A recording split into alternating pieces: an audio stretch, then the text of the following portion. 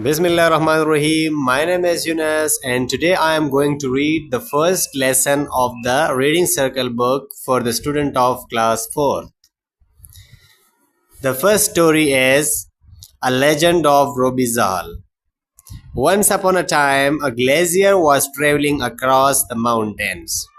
The mountain path was narrow, dusty, and covered in small sharp stones. To the side of the path were prickly shrubs and boulders. In the sky above, the sun shone brightly, which made the glacier's load feel heavier. The glacier was a good man who worked hard. He was feeling very tired from carrying the heavy load of glass, so he began to look about for a place where he could rest. Rubhizahal, a mountain sprite, had been watching the glacier for some time. As soon as he saw that the glacier was looking for a place to stop, he skipped ahead around a bend in the path and changed himself into a little mound covered in soft grass that looked like a comfortable place to rest. When the glacier discovered the mound in his way, he smiled and feeling well pleased. He put down the glass and sat himself down. "Ah, that's better," he said. But his joy was not to last. After just a few minutes, the mounds vanished from under him so rapidly that the poor glacier fell to the ground with his glass. The fall smashed the glacier's glass into 1,000 pieces. The poor fellow arose from the ground and looked around him, but the mound of earth had disappeared. The glacier began to wail and groan bitterly. Oh no, my family will go hungry." He sighed with heartfelt sorrow over his bad luck and looked in dismay at the glass shards scattered around him. How was he going to earn any money? After a while, the glacier started once more on his journey. He walked slowly with his head down and a frown on his face. At this point, Rubhizahal, the mischievous mountain sprite, quickly disguised himself as a traveler. He walked up a side path and greeted the glacier. "Hello, my good man." The glacier tried to smile, but his worry and disappointment was plain to see on his face. Rubhizahal spoke to him. "Why do you look so sad on this sunny day? What has given you such a great sorrow?"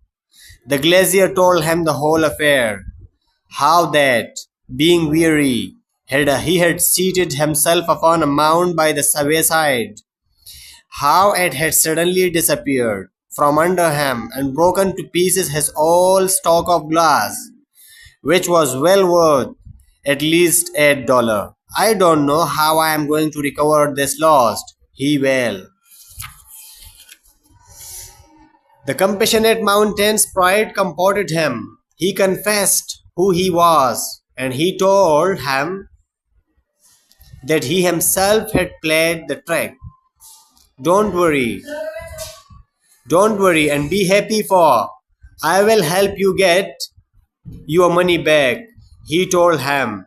The astonished glacier agreed to do as Rubhizahal said. As the glacier watched in amazement, Rubhizahal transformed himself into a donkey. He told the glacier to take him down the path to the mill which lay at the foot of the mountain and to sell him to the miller. Rubhizahal made the glacier promise to be sure to leave with the money as quickly as possible.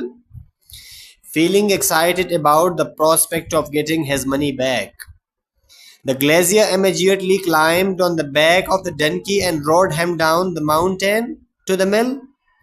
The miller was a cruel man who had cheated many poor people over the years.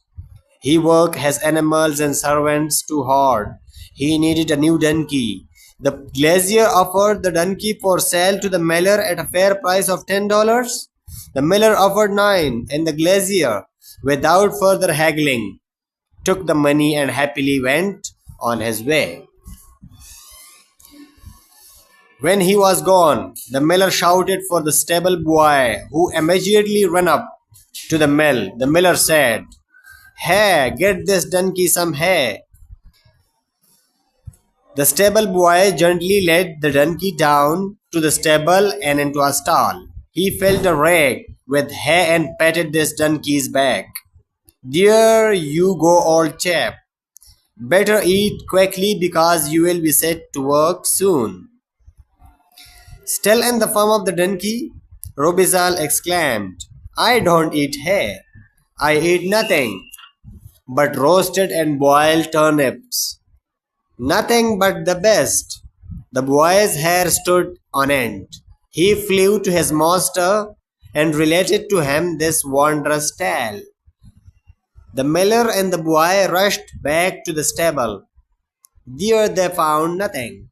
The donkey, like the $9, had vanished. The miller was so shocked that he forgot to shout at the boy and scratch his head in puzzlement. Back on the mountain, Robizal laughed to himself. The mean miller had been punished.